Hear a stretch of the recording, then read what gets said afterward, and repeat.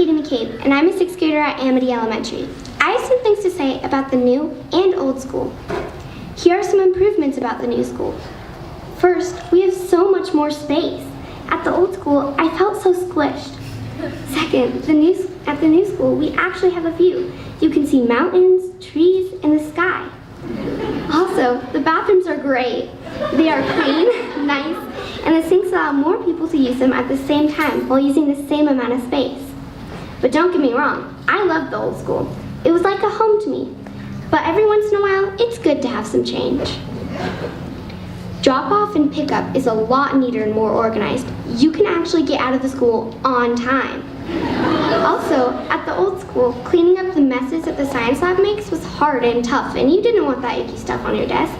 But at the new school, we actually have science labs for that stuff. No worrying about icky stuff on your desk.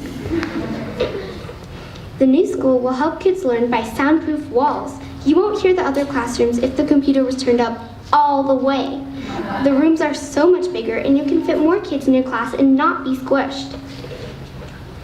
With old memories to cherish and new ones to make, I'd like to thank each and every one of you for voting for the bond and making this beautiful new school possible.